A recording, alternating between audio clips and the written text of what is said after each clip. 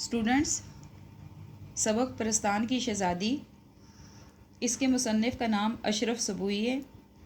اشرف سبوئی کا اصل نام سید ولی اشرف اور قلمی نام اشرف سبوئی تھا۔ اشرف سبوئی ایک صاحب طرز ادیب تھے۔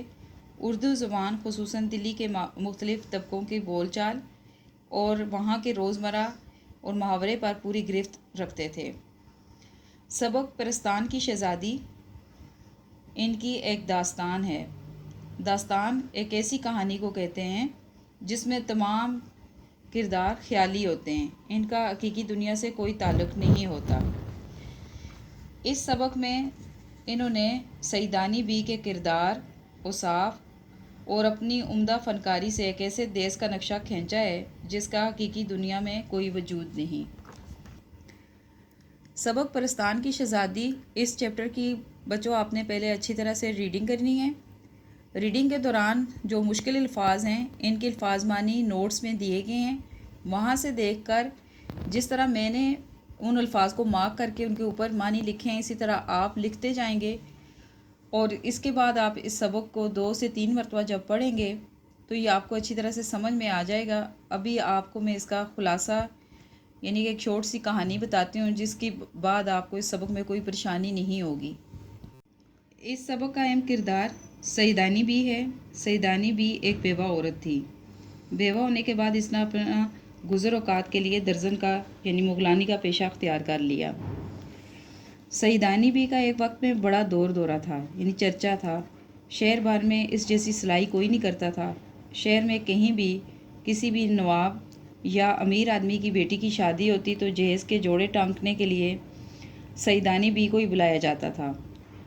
اسی طرح اس کا وقت گزرتا رہا، مگر بڑھاپے میں اس کو کوئی بھی سہارا دینے والا نہ تھا، کیونکہ ایک مرتبہ مراٹھوں نے حملہ کیا تو اس کے دوران اس کا شوہر مر گیا اور اس کا گھر بار لٹ گیا۔ بڑھاپے نے سیدانی بی کی آنکھیں کھول دیں، کیونکہ اس کی مدد کرنے والا کوئی نہیں تھا۔ پڑوس کی ایک عورت نے ترس کھا کر سیدانی بی کو اپنے گھر میں رکھ لیا۔ پڑوس والے اسے اپنا مہمان سمجھتے تھے۔ سیدانی بی کو مفت کی روٹیاں کھانا اچھا نہ لگتا تھا، اس کے بدلے میں وہ ان کے بچوں کو قرآن پڑھاتی اور گھر کے کام کاج میں مدد کرتی تھیں۔ سیدانی بی کے بارے میں ایک بات بہت مشہور تھی کہ وہ پرستان سے ہو کر آئی ہیں، کیونکہ یہ چھوٹے بڑوں کو پرستان کی کہانیاں سناتی رہتی تھی۔ سردیوں کی ایک رات تھی، سب لوگ گھر والے لیافوں میں بیٹھے ہوئے تھے۔ سیدانی بھی بچوں کو کانڑے دیو کی کہانی سنا رہی تھی۔ کانڑا یعنی ایک آنکھ سے کانا۔ میر صاحب کی بیگم بولی، سیدانی بھی سنا ہے کہ تم پرستان گئی تھی اور کافی انعام و اکرام بھی ملا تھا۔ سیدانی بھی بولی، کئی بار میرا آنا جانا ہوا ہے۔ نواب اعظم الدولہ کی بیٹی کی شادی کے سلسلے میں جب میرا جانا ہوا تو بڑی سرکار نے پینس بھیجی، پینس ڈولی۔ میں نے سفید چادر لی اور محل کی طرف سفر شروع کیا۔ شروع میں کافی ڈر لگا، کیونکہ شام کا وقت تھا، چراغ روشن تھے۔ جب میرا گزر جنگل سے ہوا تو میں نے کہا، کمبختو کہاں لے کے جا رہے ہو؟ جنگل میں کون سی سرکار رہتی ہے؟ ایک آدمی جس کا منہ بکرے کی طرح اور گھوڑے کی سی ٹانگیں تھیں بولا، سیدانی بھی ڈرو نہیں، ابھی کچھ ہی دیر بعد محل دکھائی دینے لگے گا، کیونکہ سیدانی بی کو جن اٹھا کر لے کے جا رہا تھا اور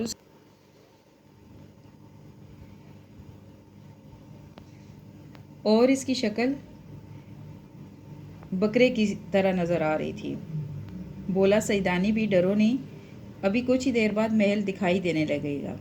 ایسا ہی ہوا، پھر حسین اور عالی شان محل نظر آیا۔ محل کے دروازے پر دربان کھڑے تھے، اندر ہزاروں پریاں تھیں۔ ایک باغ تھا جس کا ہر درخت سونے اور چاندی کا اور زمرد کا تھا، زمرد قیمتی پتھر۔ یاقوت کے درخت پر بادشاہ بیگم اور ایک 14-15 برس کی لڑکی بیٹھی ہوئی تھی۔ بادشاہ بیگم کا نام زمرد پری تھا اور جو 14-15 سال کی لڑکی بیٹھی ہوئی تھی اس کے سر پر نیم یعنی آدھے سر کا تاج رکھا ہوا تھا۔ پھر شادی کے کپڑے لائے گئے، کپڑے ایسے خوبصورت کہ دید نہ شنید، یعنی ان کے بارے میں ایسا دیکھا نہ سنا تھا، کیونکہ دنیا میں اس طرح کے جوڑے نہیں ہوتے تھے جیسے پرستان میں تھے۔ پھر کھانا چنا گیا، لگایا گیا، خان پہ خان یعنی تھالوں پہ تھال آ رہے تھے لیکن پھلوں سے بھرے ہوئے۔ میں حیرانی سے منہ دیکھنے لگی کہ بادشاہ بیگم بولی، پرستان کا کھانا کھاؤ، تم بسم اللہ پڑھ کر کوئی پھل توڑو اور کھاؤ، جو خیال کرو گی وہی مزہ آئے گا۔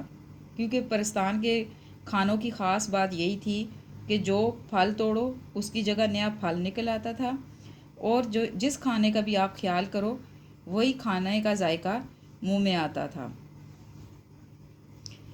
اب بادشاہ بیگم نے حکم دیا کہ شہزادی کے کپڑے لاؤ۔ جب تمام سامان آ چکا تو مجھے حکم دیا گیا کہ سیدانی بھی اپنا کام شروع کرو۔ میں نے اللہ کا نام لے کر کپڑے کاٹے اور سینے شروع کیے۔ پہلے ہی سلے ہوئے جوڑے کی تعریفیں ہونے لگیں۔ شہزادی بھی دیکھ کر خوش ہوئی۔ آخر سارے جوڑے سل گئے اور ٹانک بھی گئے۔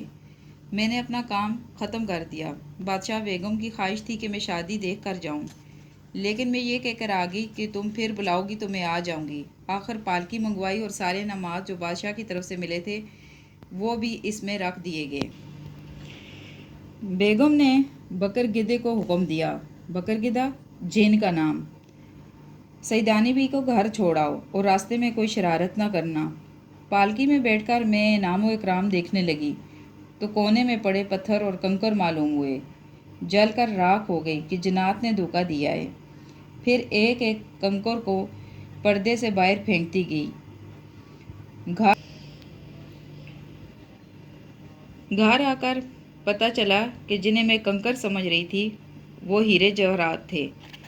اب بس 2-4 بچے تھے۔ اپنے آپ کو کوسنے لگی۔ بڑی بی نے پوچھا کہ تم پرستان نہیں گئی؟ میں نے جواب دیا کہ نہیں، آدھے راستے سے واپس آ گئی ہوں۔ اس چیپٹر کے ماخذ کا نام ہے دلی کی چند عجیب ہستیاں۔ اس کے تمام سوالوں کے جواب MCQ آپ کے نوٹس میں ہیں، وہاں سے دیکھ کر اچھی طرح یاد کر لیں، اور جو نثر پارے کی تشریح میں آپ کو مارک کرواؤں گی ان کی آپ نے تشریح کرنی ہے۔ آپ کے تمام سوالات کے جوابات آپ کے نوٹس میں صفحہ نمبر 10 پر ہیں۔ MCQ میں نے مارک کر دیے ہیں، ان کو دیکھ کر اچھی طرح یاد کر لیں، اور نثر پارے کی تشریحات میں آپ کو مارک کر دیتی ہوں، ان کو آپ اچھی طرح سے دیکھ کر لکھ کر پریکٹس کیجیے گا۔